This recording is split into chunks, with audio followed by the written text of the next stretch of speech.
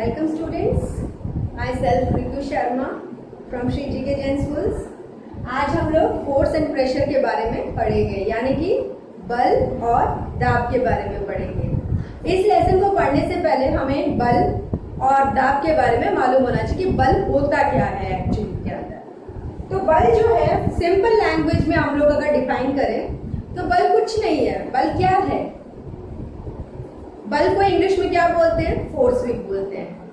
तो कैसे परिभाषित करेंगे उसको? पुश और pull of an object is called force. Okay, यानी कि किसी वस्तु को ढकेलना या खींचना क्या कहलाता है? बल कहलाता है। फॉर एग्जाम्पल, जैसे कि आपने डे टू डे लाइफ में हमारे देखा होगा कि ये मान लीजिए एक टेबल है। ये क्या है? एक टेबल है, इसके ऊपर एक बुक रखी है। ये क्या है? बुक।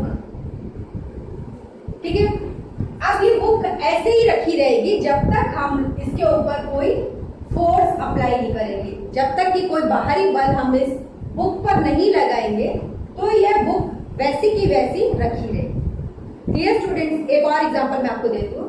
एक फुटबॉल है, वो ऐसे की ऐसे ही रहेगी, मतलब उसकी ना तो उसकी स्पीड में कोई चेंज होगा, ना उसकी डायरेक्शन में चेंज होगा, उसकी स्थिति में भी कोई चेंज नहीं होगा।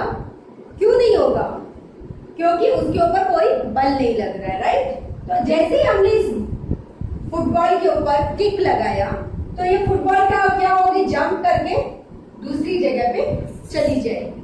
ठीक है, तो इससे क्या होगा? बाहरी बल लगाने से क्या होता है? बॉल की पोजीशन में यानी कि स्थिति में परिवर्तन आ गया। तो होप से आपको समझ में आ गया होगा कि मैं आपको क्या समझाना चाहती हूँ कि बल क्या होता है। एक चीज और, बल जो है फोर्स की SI unit of force is Newton. Okay, clear? Force हमें मालूम पड़ गया अब आपको कि फोर्स क्या होता है। अब फोर्स की प्रॉपर्टीज समझते हैं, यानी कि इसके गुण क्या क्या है। Properties of force.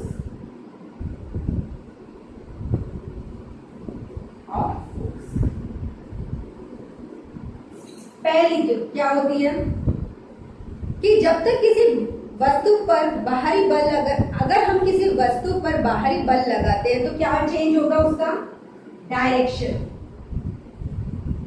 उसकी दिशा में परिवर्तन होगा। वस्तु की क्या होगा? दिशा में परिवर्तन होगा, उसकी स्पीड में परिवर्तन होगा। ठीक है, फोर्स लगाने से क्या होगा? वस्तु की गति में परिवर्तन होगा। ठीक है, तीसरा, उसके शेप में परिवर्तन होगा।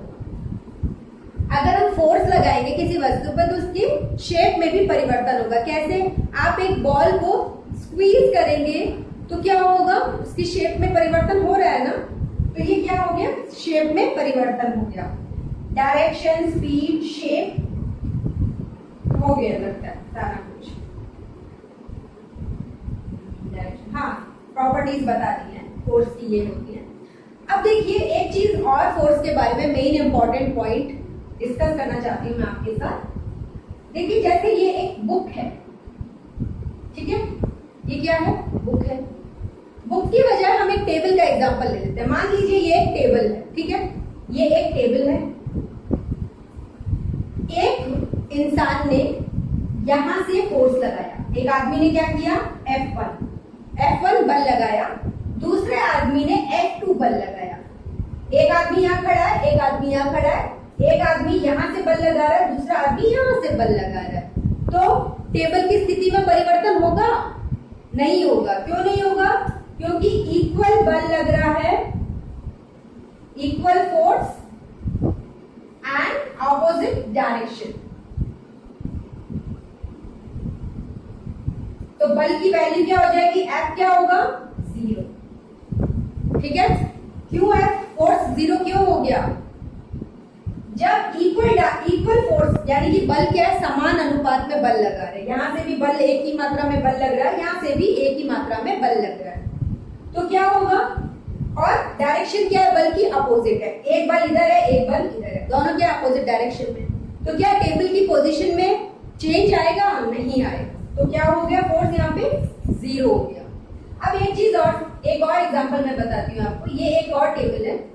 यहाँ पे एक इंसान F1 फोर्स लगा रहा है, एक F2 फोर्स लगा रहा है। ये क्या है? F1, ये क्या है? F2। एक ही डायरेक्शन में फोर्स लग रहा है। एक तो F1 फोर्स है, दूसरा क्या है? F2 फोर्स है टेबल के ऊपर, और डायरेक्शन भी क्या है? सेम है। तो टेबल क्या होगी? इस डायरेक्शन में मूव करने लग जाएगी। तो क्या होगा? F1 और F2 बल क्या करेगा? टेबल को इस डायरेक्शन में चेंज कर देगा। ठीक है? क्लियर? आगे समझ में। F कब 0 होगा? फोर्स कब बढ़ेगा? वस्तु की दिशा में कब परिवर्तन आ गया? तो ये क्या हुआ?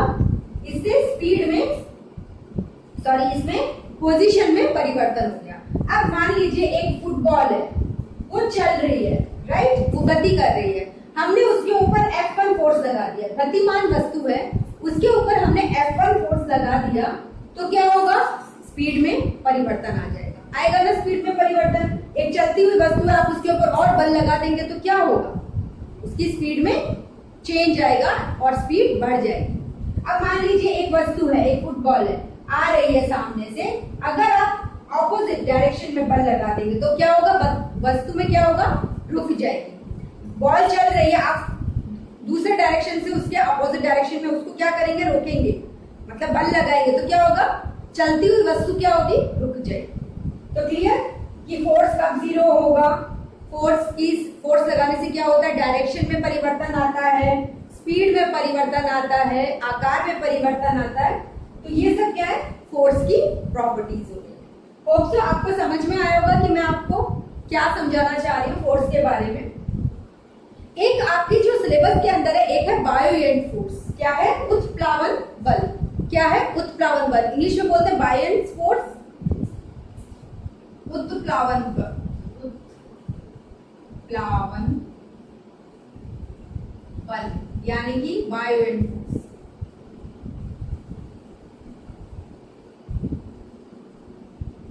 बायोएंट फोर्स, देखिए बायोएंट फोर्स क्या होता है? ये जो है लिक्विड में लगता है। अब किस तरीके से लगता है देखिए मैं बताती हूँ। जैसे एक नदी है, क्या है? नदी, ठीक है, इसके ऊपर एक बोट तैर रही है। ये क्या है? हमारी नाव, बोट है, ठीक है। अब ये बोट कैसे तैर रही है? हमारे दिमाग में कई बार आता है, हम पानी के ऊपर कुछ वस्तुएं डूब जाती हैं, कुछ वस्तुएं तैरती हैं। ऐसा क्यों होता है? इसका कारण है बायोएंसी फोर्स। बायोएंसी फोर्स कौन सा बल होता है? ये जो जल है, ये क्या बल लगाता है? किसके ऊपर बल लगाता है? बोट के ऊपर। जल जो है क्या बल लगाता है? किसके ऊपर लगा रहा है? बोट के ऊपर। देखिए क्या, तो इस बल को, ये जो बल जो लग रहा है इस डायरेक्शन में, जल के द्वारा लगाया हुआ बल जो बोट पे लग रहा है, उसको क्या बोलते हैं? Buoyancy force.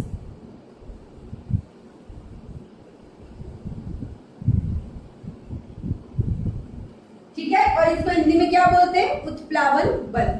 ठीक है, अब देखिए, ये आपको बायोएंसी फोर्स का मतलब तो मालूम पड़ गया कि बायोएंट फोर्स क्या होता है।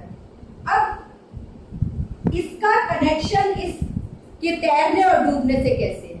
अगर बायोएंट फोर्स ज्यादा होगा वेट के, वेट ऑफ द बोट, तो वस्तु क्या करेगी? तैरेगी, तैरेगी, तैरेगी। ठीक है, और अगर वेट ज्यादा हुआ बायोएंसी फोर्स से, तो वस्तु क्या होगी? डूब जाएगी, डूब जाएगी। क्लियर? अगर देखिए बायोएंसी फोर्स ज्यादा होगा किससे? बोट के वेट से, यानी कि बोट के वेट से, तो क्या होगा? वस्तु तैरेगी। परंतु अगर वेट ज्यादा होगा, बोट का वेट ज्यादा होगा और बायोएंसी फोर्स क्या होगा? कम होगा, तो वस्तु क्या होगी? डूब जाएगी। ये लॉजिक है इसके पीछे कि वस्तुएं कैसे तैरती हैं, कैसे डूबती हैं। क्लियर? आप देख लीजिए एक बार। ठीक है, अब मैं आपको प्रेशर के बारे में बताऊंगी कि प्रेशर क्या होता है। रब कर देती हूं मैं। प्रेशर जो है वो इसको हिंदी में क्या कहते हैं? प्रेशर को बोलते हैं दाब। क्या कहते हैं? दाब। तो अब मैं डिस्कस करेंगे प्रेशर के बारे में, प्रेशर क्या होता है अच्छे से।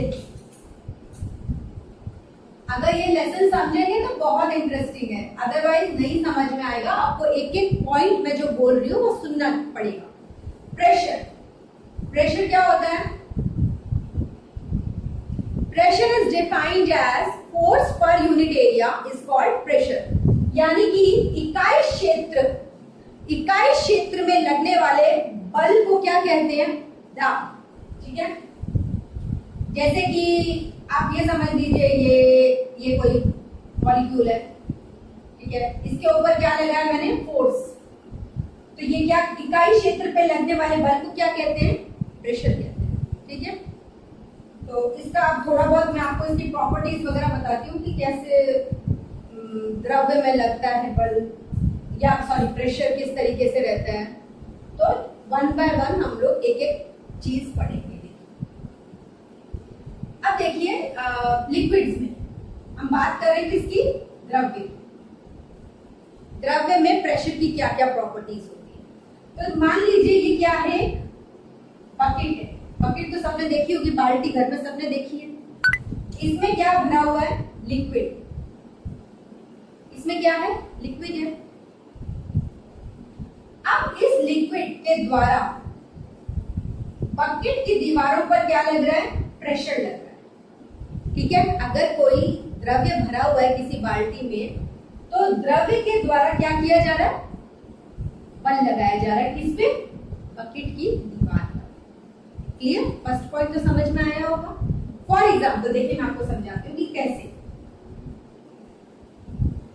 आपने पाइपलाइन देखी होगी, घरों में सबने पाइपलाइन देखी है। पाइपलाइन, ये पानी सप्लाई होता है जिसके अंदर, पाइपलाइन के अंदर मान लीजिए लीकेज हो गया। यहाँ पे क्या हो गया? लीकेज हो गया। तो पानी क्या होगा? जो फ्लो कर रहा है वो क्या होगा? फव्वारे के रूप में बाहर आ जाएगा। देखा होगा ना आमतौर पर फव्वारे मतलब पाइपलाइन अगर कहीं से लीक हो जाती है तो पानी क्या होता है? स्प्रिंकल होकर के यानी फव्वारे के रूप में बाहर आ जाता है इस तरीके से। ठीक है, तो ये ऐसा क्यों होता है? क्योंकि जो लिक्विड अंदर भरा हुआ है पाइपलाइन में वो क्या कर रहा है? फोर्स लगा रहा है, प्रेशर लगा रहा है बाहर की तरफ, सॉरी दीवार की तरफ प्रेशर लगा रहा है। तो लीकेज हो गया तो वैसे क्या होगा? पानी बाहर आ जाएगा। ठीक है, एयर के अंदर यानी कि गैसेस के अंदर, गैसेस के अंदर भी यही फिनोमिना होता है। गैसेस अगर भरी हुई है, मान लीजिए टायर के अंदर एक गैस भरी हुई है, पंचर हो गया टायर, तो क्या होगा? हवा जो होगी अंदर, एयर जो है वो क्या होगी? बाहर आ जाएगी। क्योंकि वो क्या कर रही है? हवा भी क्या कर रही है? बाहर टायर की दीवारों पे क्या लगा रही है? बल लगा रही है। तो वो क्या होगा? बाहर आ जाएगा। ठीक है, क्लियर हो गया होगा।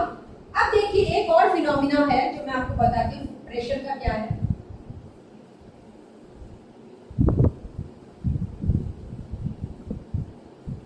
ये देखिए एक बकेट समझ लीजिए। ये क्या है? बकेट है और इसमें क्या है? 3 होल्स कर रखे हैं मैंने। ठीक है, इसमें क्या भरा हुआ है? लिक्विड भरा हुआ है। ठीक है, जैसे लिक्विड भरा हुआ है तो आप क्या देखेंगे? इस वाले होल से जो पानी है वो क्या है? बहुत दूर तक जा रहा है। इस वाले होल से पानी यहीं तक ही जा रहा है और सबसे ऊपर वाले होल से पानी नीचे इतना ही आ रहा है। तो इसका कारण क्या है? जो बल मतलब जो होल सबसे नीचे है उससे जो पानी बाहर की तरफ आ रहा है वो सबसे ज्यादा दूर क्यों जा रहा है? इसका कारण क्या है? देखिए डेप्थ जितनी, गहराई जितनी ज्यादा होगी, प्रेशर क्या होगा? उतना ज्यादा होगा। ठीक है, गहराई जितनी ज्यादा होगी तो प्रेशर ज्यादा होगा। अब यहाँ पे क्या है? सबसे ज्यादा प्रेशर है तो पानी क्या होगा? सब प्रेशर के कारण सबसे दूर जाएगा। तो एक सिंपल चीज है, लॉजिक है कि जितनी ज्यादा गहराई होगी उतना ही क्या होगा? प्रेशर होगा और पानी क्या होगा? उतना ही दूर जाएगा। एग्जांपल से भी मैंने आपको समझा दिया, तो अब आपको समझ में आया होगा प्रेशर क्या होता है, प्रेशर की प्रॉपर्टीज क्या होती हैं, ये सब आपको समझ में आया होगा। बायोएनसी फोर्स भी मैंने आपको बताया था, बहुत इंपॉर्टेंट है। फोर्स, प्रेशर, आज सारा कुछ हमने डिस्कस कर लिया। तो आज के लिए सिर्फ स्टूडेंट्स इतना ही। फिर मिलेंगे मैं आपसे नेक्स्ट चैप्टर के साथ। तब तक के लिए अपना ध्यान रखिएगा। Take care students.